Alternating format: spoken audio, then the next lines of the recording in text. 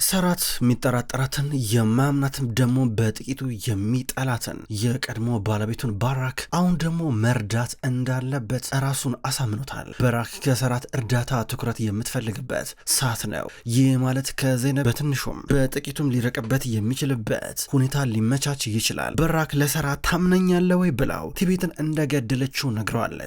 ሰራትም ቢሆን እመኝኝ እጠብቅሻለሁ፣ ማንም ሳይነካሽም፣ እንደውም ቲቤትን የገደልሽበት ቢላ የጣት አሻራሽ ያለበትን አገኘዋለሁ ብሏት የሷ ወይም የነጃን አለቃ ነጃት የሚባለውን ስልክ ተቀብሏን ነበር ዞር ያለው። ዘይነብ በአንድ በኩል ምን እንደተነጋገሩ ባታውቅም በሷ ቤት ግን ሰራትን ከችግር ማራቋ ነበረ። በሌላ በኩል ባራክ ወደ ቤት እየገባች ድንገት እናቷ ወደ ኪችን መታዋ እየጠጣች አስደነገጠቻት። እናቷ ሙትሎ ለበራክ ምንም ነገር ሳትላት ሳትነግራት ቤቷ ገብታ ነበረ። በራክ ስታያት ደነገጠች። ወይኔ ፈጣሪ ወይ ምን ታረጋለሽ ስትላ ነበር። ወይኔ ልጄ ተመለሽ አትፍሪኒ እኮ እናትሽ ነኝ ስትላ ነበር። እዚህ ምን ታረጋለሽ አንቺ አባርሽ አልነበር እንዴ ከቤት ይጅልኝ ጠፊልኝ ብዬሽ አልነበር እንዴ ትላታለች። ኧረ በራክ እንደዚህ ይባላል ምንድን ነው የምታወሪው? ምንድነው እንደዚህ ይባላል እንዴ እያለች አልነበረ? ምንድነው እኔ ከቤት ባልኖርኩበት ሰዓት ላይ ጓዝሽን ጠቅላሽ ወደ ቤት ገባሽ? በጣም ያሳዝናል። ውጪልኝ ከዚያ ነው ውጪልኝ ስትላ ነበረ። በራክ ልጄ እኮ ነሽ ልጄ፣ እኔ በዚህ ሰዓት አስፈልግሻለሁ፣ እኔ በዚህ ሰዓት ላይ አንቺን ምንም አልተውሽም ነገርኩሽ እኮ እያለች አልነበረ? ይኸውልሽ እኔ አንቺን የምፈልገው ልጅ እያለውኝ ነበረ፣ አሁን አልፈልግሽም፣ ተይኝ በቃ፣ እኔ አሁን ትልቅ ሰው ነኝ፣ ረፍዷል፣ ሂጂ በቃ እያለች አልነበረ? ከዛ ሙት ነው ልጅ ሁሉ ጊዜ እናቱ ታስፈልገዋለች፣ ሁሉ ጊዜ ያስፈልግሻለሁ። እንደገና ድንገት ነበር የጠፋሽው፣ ለፖሊስ ሪፖርት አድርጌ ነው ጠቆማ ሰጥቼ ነው ድንገት የፈለጉሽ። የነበርሽ የሆነ ነገር እንኳን ብትሆኝ የሚያለቅስልሽ የለም፣ ብትሞች አሁን የሚያለቅስልሽ የለም። እናትሽ ግን ስቅስቅ ብላ ቀንም ማታም ታለቅሳለች። አሁን እናትሽ ነኝ ላንቺ አዝናለሁ ስትላን ነበረ። በራክ ምንም ማለት አልቻለችም። እናቷን ጥላት ትሄዳለች። ሙትሉ ደግሞ በራክ የሆነ ነገር አትይም እንዴ ይህ ሁሉ ቀናቶች የነበርሽ ብላ የጠቅቻት በራክ ጥላት ትሄዳለች። በሌላ በኩል ሰራት በቀጥታ ወደ ሴት ልጁ ወደ ኤኪም መኝታ ክፍል እየገባ ነው ያለው። አልጋዋ ላይ ተቀመጠ። ከዛ በአንድ በኩል ደግሞ ዘይነብ ወደ እነሱ ክፍል እየገባች ነው አየችው። ከዛም በኋላ ሀያል ያለችበትን ክፍል ቀስ ብላ ስትመለከት ሀያል አልጋዋ ላይ የለችም። ደነገጠች። ሰራት ሀያል እኮ የለችም ሀያል ስትለው የለችም አለ ምን ማለት ነው ብሎ እሱም ቢሆን ወደ ሀያል መኝታ ክፍል መጣ። ሲመጣ ሀያል መኝታ ክፍሏ የለችም። ዘይነብ ልክ ናት። ደነገጠ። ከዛ ወደ ካድር መኝታ ክፍል እየሄዱ ነበር። ሲሄዱ ካድርና ሀያል ተቃቅፎ ነበር። ወይኔ ሲያምሩ ይባባላሉ እየተሳሳቁ። ዘይነብ በጣም ነበር ደስ ያላት። አሁን የምር ታመሞች ነው የሚመስሉት አለችው። ሰራትም ደስ እያለው ነበረ። ከዚህ በኋላ ግን ቤቱን ጥለሽላቸው እንዳትሄጂ ብቻቸውን ይናሉ እያላን ነበረ። አንተን ብትሆን ደግሞ ያው እኔን የሚያሳብድ ነገር እንዳሰራ ታዲያ ተደብቀ ምናም ነገር ሌላ ነገር እንዳሰራ አለችው። እየሳቅ ሄዳል። ምንድነው የሚያሰቀ? እያወራው እኮ ነው አለችው። ጥሏት ሄደ። በሌላ በኩል አዝራ በመጨረሻ እርጉዝ በመሆኗ ደስተኛ ሆናለች። አልጋዋ ላይ ቁጭ ብላ ወይኔ የኔ ልጅ በምን ሰዓት ነው የመጣው? በቃ ሰርፕራይዝ አረከኝ፣ ግን ይቅር በለኝ። መጀመሪያ ስላንተ ሳውቅ በጣም ፈርቼ ነበረ። ራሴን ማዳን አልቻልኩም ነበር፣ ተጨንቄ ነበረ። እንዴት አንተን መጠበቅ እንዳለብኝ ተስኖኝ ነበረ። ግን በመጨረሻም አትፍራ፣ እኔ ያለሁልህ። ሁሉን ነገር የማረገው ከዚህ በኋላ ለአንተ ብቻ ነው። ሁሉን ነገር የማረገው በጭራሽ ጃን ከኔ እንዲነጥቀህ አላረገም፣ በጭራሽ እኔን እንዲጎዳኝ አላረግም። በቃ ምንም ቢሆን ምንም ጠብቃለሁ፣ ማድረግ ያለብኝን ነገር በሙሉ አድርጋለሁ፣ ኃላፊነቱን ወስዳለሁ እያለች ነበር እጇን ይዛ ስታወራ የነበረው። ሰራት በሌላ በኩል ስልክ እየደወለ ነው ያለው። ሞባይል ነበር ወደ አንድ ሰው እየላከ ነጃት ይባላል አጣራልኝ እያለ ነበረ። ይህን ስልክ እንዲያስመረምር እየጠየቀ ነው ያለው። ከዛም በቀጥታ ወደ እንቅልፉ ይሄዳል። በማግስቱ ሰራት ከዘይነብ እንዲሁም ከልጆቹ ጋር ኢኪም ወደ ትምህርት ቤት ለመሄድ ከፍተኛ ፍላጎት ቢያድርባትም ነገር ግን በዶክተሩ ትዕዛዝ ትንሽ እረፍት እንድታገኝ ተነግሯታል። አሁን አባቷን እየጠየቀችው ትንሽ እረፍት ያስፈልግሻል እያላን ነበረ።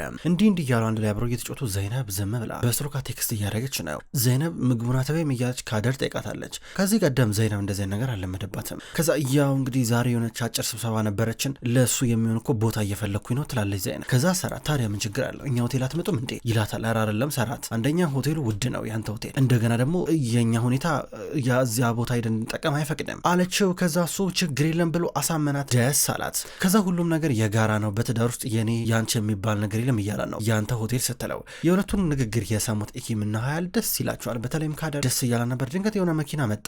ሲመጣ ኢኪም በርቀት አየች እና ይህ መኪና ምንድነው ብላ እየጠየቀች ነው። በሌላ በኩል ረፊቃ ቤት ውስጥ ናት። ለአሪፍ ዛሬ የሚሸጠውን ነገር ጣፋጭ ከሰራችለት በኋላ በቀጥታ ይዞ እሱን ከቤት እየወጣ ድንገት ስልክ ተመለከተ። የረፊቃ የሆነ ሚሴጅ ነገር እየገባላት ነበረ።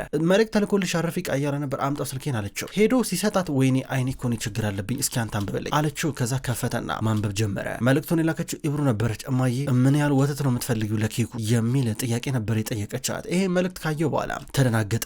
ረፊቃ ምንድነው አለችው። እንዲህ ብላ ስጠይቀው ምንም ከነሱ አይደለም ከአበቦቹ ደንበኞቻችን አይደለም ልጃችን ነበረች የመልእክት የላከችልሽ ይላታል። ከዛ ረፊቃ እዚህ ጋር ደስ ብሏት ዘይነብ ትላለች። አይደለም ሌላኛዋ እያላን ነበረ። ከዛ ረፊቃ እጇን በፎጣ እየጠረገች አሁንም ከቢሩ ጋር ትገናኛለች እንዴ ብሎ ይጠይቃታል። አዎ እገናኛለሁ። ልጅ ያረለች እንዴ? አዎ ስተሰርታለች አዋርዳናለች፣ ግን ልጃችን ናት። አሁንም ቢሆን ምንም እንኳን ቢሆን ከልባችን ነቅለን አንጥላት ነገር ከባድ ነው የሚሆነው በማለት ተናገረች። ከዛ እሱን ማናለሽ ኔ እሱን አልልኩም እኮ እኔ ግን ይሄ የክብር ጉዳይ ነው፣ በቃ የክብር ጉዳይ ነው። ግን የት ነው የምትኖረው ብሎ ጠየቃት። የሄደ የምር ልታያት ነው አለችው። ለምን ብዬ ሄዳለሁ እንዴ ከሄድኩኝማ በርች ነው የምላት ያረግሽው ነገር ትክክል ነው ብዬ እሷን ስህተቷን እንደመቀበል ነው። ግን ቦታውን ማወቅ ፈልጋለሁ፣ ማወቅ አለብኝ። ብነግሪኝ ጥሩ ነው፣ የሚፈጠረው ነገር ምናልባት አይታወቅም እያላ ነበር። ጥሩ እሺ እነግርሃለሁ፣ በቃ ሜሴጅ ልክልሃለሁ አለችው። እሺ ብሏት በቀጥታ ሊወጣ ነበረ።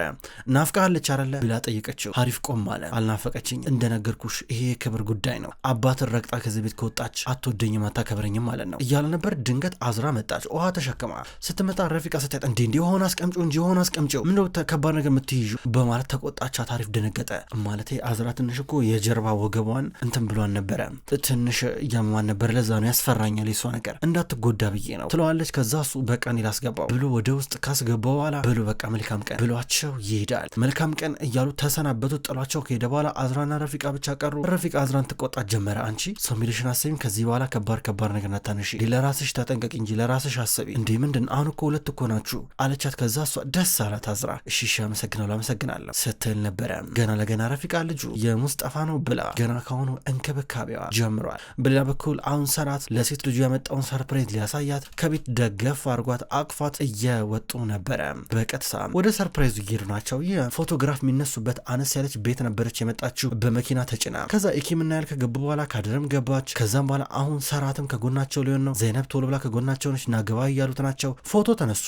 በተደጋጋሚ ፎቶ ከተነሱ በኋላ ወዲያው ነበረ እና ሀያል ኢኪምና ካደር ሊጫወቱ ዞር ያሉት። ድንገት ሰራት እንዲሁም ዘይነብ ፎቶን እየተነሱ መጨቃጨቅ ጀመሩ። ፎቶ ማንሻው ዝም ብሎ ፎቶ ያነሳቸዋል በራሱ እነሱ ይጨቃጨቃሉ። ተናደርሽብኛላ ይላታል። ለምን ብዬ ነው የምናድደው? ስማ እኔ እኮ ምንም ነገር ማብራራት አይጠበቅብኝም፣ አንተም አይጠበቅብህ። ማለት ይህንን ጋብቻ በቁም ነገር እንዳትቆጥረው አለችው።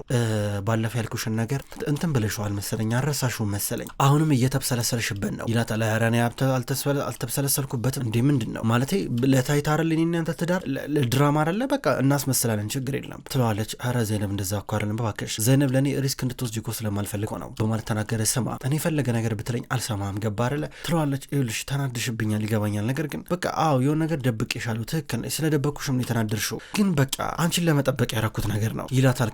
ከምንድን ነው የምጠበቀኝ አለችው ክብ ብላ። እሱን እንኳን አትጠይቂ እባክሽ ግን እመኝ እያለ ነበር። ለምን ብዬ ነው የማምን እኔ የማታምነኝ ከሆነ እስኪ ንገረኝ አለችው። እንደዛ አይደለም እሺ እንደፈለግሽ በቃ ይሳል ጥሩ እንደዛ ብትል ይሻላል አለችው። እንደፈለግሽ ማሰብ ትችያለሽ፣ ነገር ግን እውነቱ ይሄው ነው ይላታል። እንዲያወሩ ፎቶ እየተነሱ ነበረ። አንዳንድ ጊዜ ታበሳጨኛለህ፣ ታናድደኛለህ፣ እያጨስከኝ ነው አለችው።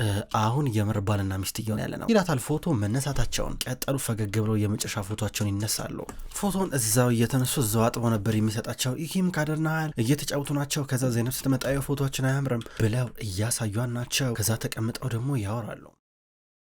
በሌላ በኩል በራክ ቤት ውስጥ ናት። ድንገት እናቷ የሆነ ቡና ነገር ይዛ መጣች። እሺ አሁን ደግሞ እናትና ልጅ ብቻችን ቡና እንጠጣ ብላ ቡና ቀረበችላት። እኔ በጧት ቡና አልጠጣም ታውቂያለሽ እኮ ይናረል እንዴ እያለች ነበር። ጥሩ እሺ በቃ አንቺ ካልጠጣሽ እኔ እጠጣለሁ ብላ ሙቱን መጠጣት ጀመረች። ሰራት በጣም ነው የሚጣላሽ፣ በጣም ነው የገረመኝ። እንዴ እናንተ ሰዎች እንደዚህ ያውላ ጊዜ ምርጥ ጊዜ ያሳልፋችሁ እንዴት የሁሉ ነገር ሊቀየር ቻለ በአንድ ጊዜ ወደ ጥላቻ ትላታለች። በራክ ደግሞ ሰራት ከዚህ በኋላ እኔን አይጠላኝም አለቻት። ለምን ምክንያቱ ምንድን ነው ንገረኝ እስኪ ንገረኝ ስራ ነበረ።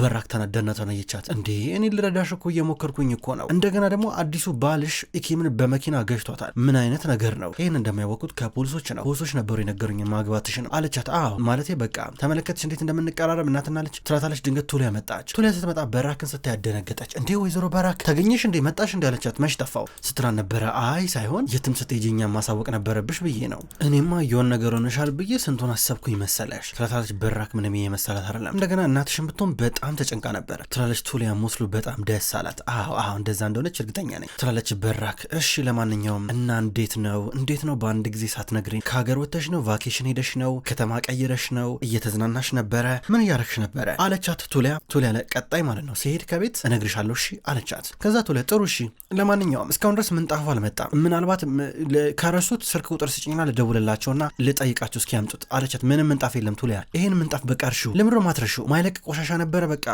እያጠቡት ነው አይሆንም ትላታለች። ቶሊያ እሺ ይሁን ብላ ዞር አለች። በራክ ተደወለላ ስልክ ልታናግር እየወጣች ነው። ሙቱድ ብቻውን ቀረች። በቀጥታ በራክ ስልክ እያነሳች ሄለው ለሰራት ምንድነው የነገርሽው ትላታለች። የደወለችላት ፔሊ ነበረች። ከዛ በራክ ማለት ምንድነው ፖሊስ ለምንድነው የላካችሁት እንዴ? ሰራት እዛ እስከያዘኝ ድረስ እንዴ እናንተ ለምንድነው ያላደናችሁኝ እንዴ ዝም ትላላችሁ አለቻት። እኮ ጣልቃ ገብተናል በምንችለው መንገድ ወይዘሮ በራክ፣ ነገር ግን ጥያቄ መልሽልኝ ለሰራት ምንድነው የነገርሽው አለቻት። በራክ ምንም ብላ ስትከራከር ነበረ። ስትፈልግ ስታስቢ ማምንሽ ይመስልሻል አለቻት። እንግዲህ ምን ማድረግ ይቻላል? እኔ እናንተን መሸውድበት ምን ምክንያት አለኝ? ያው እኔ ተጠያቂ ሊያደርግ የሚችል ማስረጃ ይዛችሁብኛል አለቻት። ጥሩ እሺ ጥሩ፣ ምን እንደሚሆን አሳውቅሻለሁ። ለማንኛውም አቶ ነጃቲ እሱን የካዱትን ሰዎች መቼም ይቅር አይልም። ይሄ እንድታቂልኝ ነው የምፈልገው ብላ ፒሊን ስልኩን ዘጋችሁና ወረወረችው። ተናደደች። በራክ በሌላ በኩል እሷን ብትሆን ጨነቃት። ወደ ውስጥ እየተመለሰች ነበረ። ረፊቃ በርጋ ተቀምጣለች። እያሰበች ነው። ብዙም ባትናነቃት ደግሞ ማልቀስም ጀመረች። ይህን ነገር ብቻዬን እስከ መቼ ተሸክሜ ብላ ወደ ዘይነብ ደወለችላት። ሄሎ ማዬ ብላ ዘይነብ ስልኩን አነሳች። ሄሎ ዘይነብ ልጄ እንዴት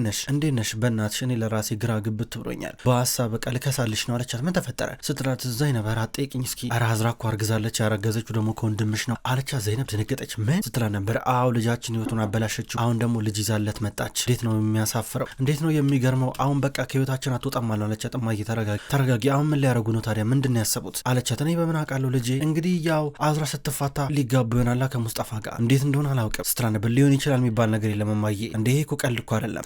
ያው ታውቂያለሽ ወንድሜ ደግሞ ልጁ ሊተው አይችልም አለቻት። አዎ ልጄ እንዳንበሳ ነው፣ ግን ሆኖም ቀረም ህይወቱ መበላሸቱ አልቀረለትም። ከባለ ትዳር ሴት ፍቅር ይዞት ከሷ ልጅ ደግሞ ሊወልድ ነው። በጣም ያሳፍራል ትላታለች። አባዬ አወቀ እንዴ አለቻት። ኧረ አልነገርኩትም አዝራ ከተፋታሽ በኋላ ቀስ ብዬ እነግረዋለሁ። ባክሽ ምን እንደማረግ ግራ ገብቶኛል አለቻት። እንዳትናገሪ ስትላት ለአባቷ ዘይነብ እሺ አልናገርም እያለቻት ነበረ። ሲጀመር ይሄ ጉዳይ አይደለም ትላታለች። ሲጀመር ወንድሜ ራሱ ሄዶ ይነግረዋል አለቻት። ሌላው ረፊቃ የሚያሳስባን ነገር ጂያን እንዳይሰማ። ጂያን ከሰማ ምናልባት የኔ ነው ያንተ ነው በሚለው ግብ ምክንያት ብዙ ነገር እንደሚፈጠር ነው። መጀመሪያ ይፋቱና የሚሆነውን ነገር እንወስናለን አለቻት። ችግር የለም እማዬ፣ ችግር የለም አታስብ። ይኸውልሽ ግን አንድ ነገር እንድታስብ እፈልጋለሁ። ስንቴን ነገርኩሽ፣ ኢብሩ በጭራሽ ያንን ሰው ማግባት አትችልም፣ ህይወቷ ይበላሻል አለቻት። ልጄ ይገባኛል እኮ ነገር ግን ኢብሩም ይሄን ነገር መቃወም አለባታ። ታዲያ እኛ ብቻ ስለተቃወምን አይደለም፣ ኢብሩ ሀሳቡን የማትቀይር ከሆነ ከባድ ነው የሚሆነው አለቻት። ልክ ነሽ እማዬ፣ እንደሚሆነው ይሆናል ትላታለች ዘይነብ። በጠዋቱ ደውዬ ቀንሽን አበላሸሁት አይደል፣ ይቅርታ መጥፎ ነገር እያወራው አለቻት። ኧረ ችግር የለም አለቻት። ያው የመጥፎ ዜና አብሳሪ ለመሆን ፈልጌ አይደለም ትላታለች። እማዬ አትዘኝ በቃ እንደዋወላለን ብላ ስልኩን ዘጋችው። ረፊቃ ቁጭ ብላ ማሰባን ቀጠለች። ዘይነብ ከቤት እየወጣች ነው። ጃንን መኪና ውስጥ ሲገባ አየችው። ከዛ በኋላ ጃን እማዬን አግኝተሻል ነበረ፣ ከኢብሩ ጋር ያለኝ ግንኙነት እንደማይሳካና እንደማይሆን ስነግረን ነበረ። ችግር የለም ነገር ግን እኛ ባንጂ ዛቻ እንሸወድም እያላን ነበረ። ኢብሩ ምን እንደማስብ እኮ ታውቃለህ አንተ ራስህ፣ ስለ እናንተ ምን እንደማስብ እንደሚሰማኝም ታውቃለህ። ስማንተ እሷ ቤት ውስጥ ምንም አይነት ጥቅም የለም፣ ዝም ብለህ ነው ጊዜዋ የምታቃጥልባት። እንደገና ደግሞ እህቴን ብትሆን አንድ ቀን አይኗ ይበራል አለችው። እሺ አዝራን ሰላም በይልኝ ካገኝሻል፣ ለማንኛውም ምንም ቢሆን እና አዝራ ጥሩ ጊዜ ያሳልፈናል ሲላን ነበረ። ከዛ እሷ ወደ መኪናው ልትገባለችና ድጋሚ ተመለሰች። አይደለ እነዛ ጥሩ ጊዜ የምትላቸውን ነው ከእህቴ ጋር ልታሳልፍ የምትሞክረው። አዝራን ሁሉ ጊዜ ሳገኛት እያለቀሰች ነበረ። ያንን ዘመን ነው ጥሩ ጊዜ የምትለው አለችው። ትዳር እንግዲህ ምን ጊዜም ሁሉ ጊዜ ደስታ የለውም፣ አንዳንዴ መከፋትና ማዘንም አለበት። ትዳር በጣም ብዙ ነገር ነው ገባሽ? ማለቴ ለነገሩ የአንቺ ትዳር ይምሰል አይደለ እንዴ ሊገባሽ ይችላል፣ የኛ ሀገር እውነተኛ ትዳር ነበረ በማለት ተናገረ። አረ ምንም እንኳን የይምሰል ትዳር እንኳን ቢሆን ነገር ግን ከአንተ ከአዝራ ጋር ከነበረ ግንኙነት እየበለጠ እኔ ከአቶ ሰራት ጋር ያለኝ ግንኙነት ይበልጣል ብላው መኪና ውስጥ ገብታ ትሄዳለች። እሱ መኪና ውስጥ ገባ እያሰበ ነበር ያለው። ክብራትና ክብራን እንኳን ወደ ቅመም ስቶሪ የዩቲዩብ ቻናል በሰላም መጣችሁ ውድ ተመልካቾች። በዛሬው ዕለት ወደ እናንተ የታመሙ አበቦች የሚሰኘው ድራማ በዚህ መልኩ ወደ እናንተ አርሻለሁ። ክብራን ተመልካቾች ቅመም ስቶሪ የዩቲዩብ ቻናል ከዚህ በኋላ የታመሙ አበቦች የሚሰኘውን አስገራሚ ደስ የሚል የፍቅር የቱርክ ድራማ ወደ እናንተ ይዞ ይመጣል። ቀኑን ጠብቄ እኔ ወደ እናንተ አደርሳለሁ። የታመሙ አበቦች እንዲሁም ሌሎች ተከታታይ ድራማ ክፍሎች በቀጣይ ወደ እናንተ ይደርሳል። በቀጣይ በአዲስ ቪዲዮ እስከምንገናኝ ድረስ በያላችሁበት መልካም ቆይታ ይሆን።